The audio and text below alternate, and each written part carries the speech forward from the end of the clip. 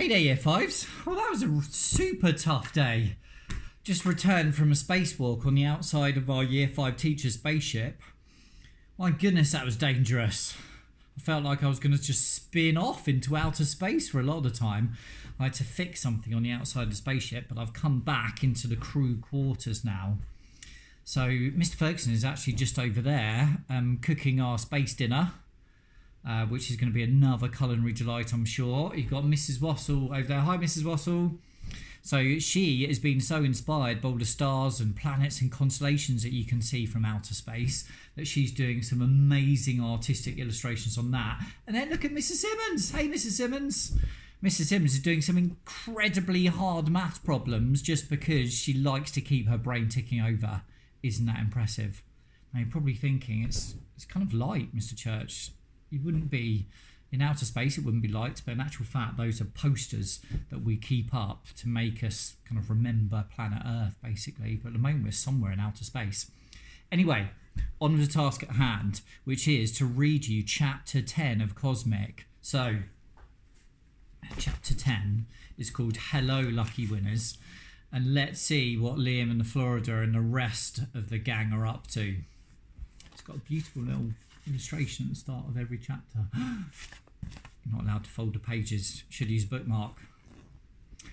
It's no good just talking like a dad. You have to dress like one too.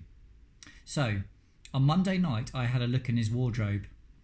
Dad wears the same jeans every day, except Sunday. Even though he owns 4 pairs. One pair was too tight on the waist. And one was from when he was trying to wear more interesting colours. They were an unusual shade of custard. They would have been a good buy for a chameleon planning to hide in a trifle. I knew Dad wouldn't miss them, so I took them, along with Talk to Your Team, and stuck them in the special waterproof outdoor activities backpack Mum bought me, thinking I was going to the lakes. At 7:20 on Tuesday morning, I texted Florida. "Limo's here." 10 minutes later, she was knocking at the door. "Where's this limo then?" she hissed. "I knew you were making it up."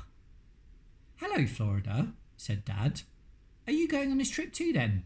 "Yes, Mr. Digby." "I'm cooking some bacon," said Dad. "Do you want a bit while you're waiting for the minibus?" "Minibus?" said Florida, glaring at me. But just as she did, the transport arrived. It slid round the corner like a glossy shark, a long, black limousine. "Blimey," Dad whistled. "School geography trips have changed a bit since my day." "It's not a geography trip," said Mum. "It's for gifted and talented pupils. Didn't you read the letter?" "Yeah, but I just didn't know he was that gifted or that talented. And I didn't know Florida was gifted at all." Florida snarled. Mum said, "Of course she's talented. Don't you remember? She was Sophie and the Big Friendly Giant. She remembered all her lines. What's that smell?" "Oh," said Dad, "my bacon." And he ran back into the kitchen. A man was getting out of the limo now and opening the back passenger door. People up and down the street were looking out of their front doors and peeping out from behind their curtains. Florida said, "Let's go." I said, "Yeah," and kissed my mum and shouted goodbye to Dad. Then we climbed into the back of the limo. I looked back for a second at my mum and Dad in the doorway, with bacon smoke blowing out of the door from behind them and the smoke alarm blasting away. Mum shouted, "Look after him, Florida!" And I said, "See ya!" I didn't think then that maybe I wouldn't see them again, and that would be my last sight of them. I've thought about it since, though. It wasn't some hen night stretch limo, by the way. It was a nice black Audi Quattro. There was a really polite sat-nav. Dad's sat-nav just goes, "Left, right, stop," and it sounds like an alien stormtrooper who has hijacked your car. This one had a fluty girl's voice, and it said please and thank you.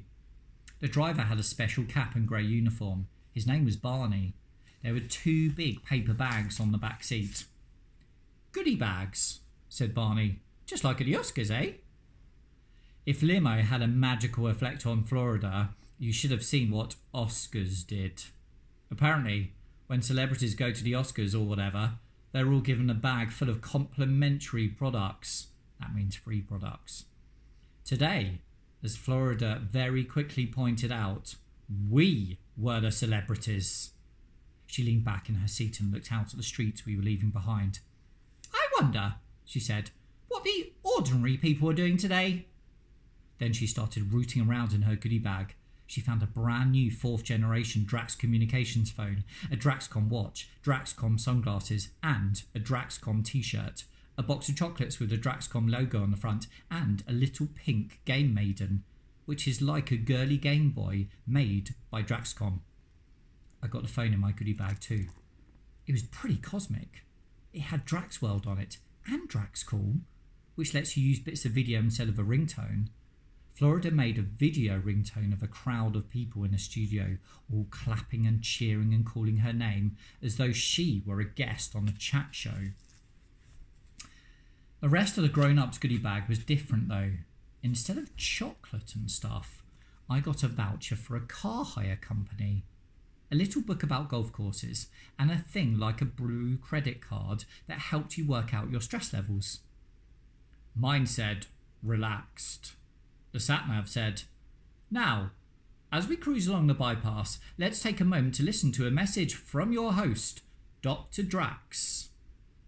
Hello, lucky winners. I cannot wait to see you all at our secret headquarters, and I hope you're having a comfortable journey.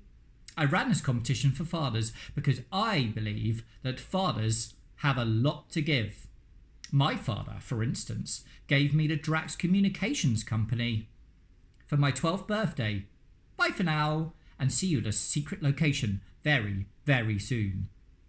It turned out that even though Florida knew the names of every single person who had ever been on a reality TV show, she had never even heard of Dinah Drax. How can you not have heard of Dinah Drax? You've got Draxworld on your phone. I didn't know Drax was a person. I thought it was just a word, like phone or Mercedes. Mercedes is a person. She was a daughter of the man who designed the car. Never heard of her either. She's not a celebrity, is she? Otherwise she'd be in the magazines, wouldn't she? Lots of people are famous who are not in your magazines, Florida. Like who? I made a list. It was completely amazing how many very famous people Florida had never heard of. For instance, Rob Pardo, Jeff Kaplan, Tom Chilton. She'd never heard of them, even though they invented World of Warcraft and revolutionised online game playing. Tolkien, cosmic author of Lord of the Rings. No. She got confused between Buzz Aldrin, second man on the moon, and Buzz Lightyear, a toy. She recognised Hitler's second name, but she thought his first name was Hale. Barney gave a little snort when he heard that. Florida snapped. Excuse me, what do you laugh? But she didn't finish her sentence.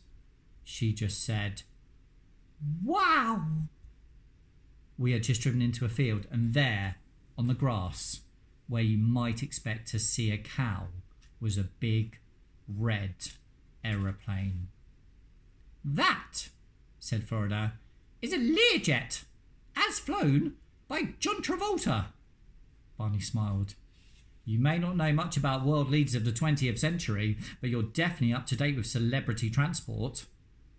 Whose is it? Asked Florida. For today, said Barney, it's yours. I did think that going on a plane might make Florida suspicious about just where Infinity Park was, but she was so thrilled by the celebrityness of it all that she forgot to wonder where it was going to take her. In fact, before the car had even stopped, she was somehow standing on the steps of the plane. I said thank you for the lift and tried to make myself look as dadly as possible. I grabbed a newspaper out of the seat pocket and stuck it under my arm and brushed my hair forward. I definitely felt older. When I got near to Florida, she spread out her arms and grinned at me. I couldn't figure out what she thought she was doing, but then she hissed, Photo! Take photos! With your phone! It's what dads do! My dad doesn't. Well, mine does. He's like my own personal paparazzi. paparazzo. Paparazzi is when there's more than one. And he doesn't correct everything I say either. Hope you enjoyed chapter 10. The next chapter is called Competitive Dadliness. I wonder what they get up to next. See you guys.